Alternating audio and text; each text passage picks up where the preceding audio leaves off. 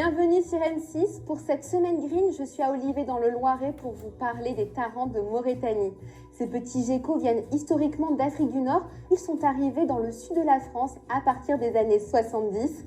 Et depuis 20 ans, avec l'aggravation du dérèglement climatique, l'espèce se propage vers le nord et elle est aujourd'hui signalée dans 62 départements.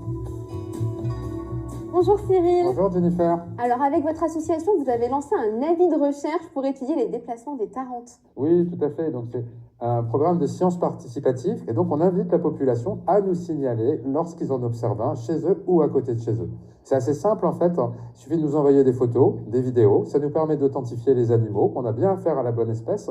Et comme c'est une espèce qui aime bien les bâtiments humains, on peut l'observer, notamment le soir, au crépuscule.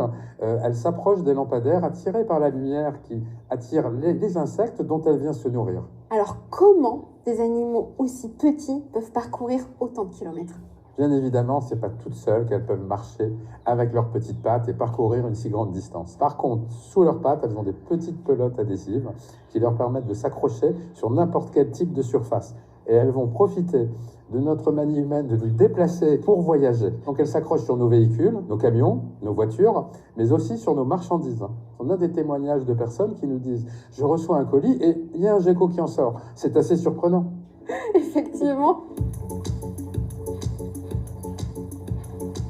Là, vous nous emmenez dans un endroit où vous en avez repéré, c'est ça ? Oui, tout à fait. Dans cette pépinière, on en a authentifié un certain nombre, et même des bébés.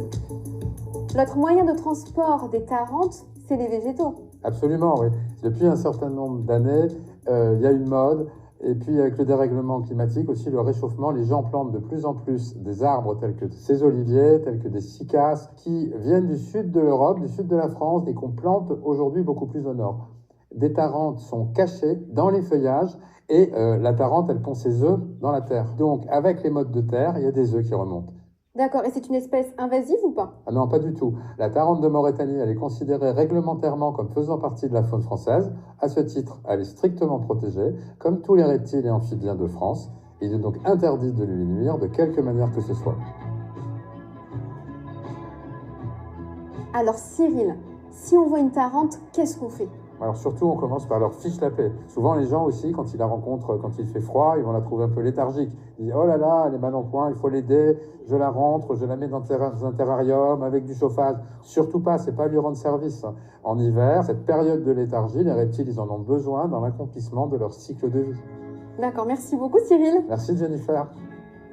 En résumé, si l'animal est blessé, surtout ne le touchez pas et contactez un centre de soins faune sauvage spécialisé en reptiles.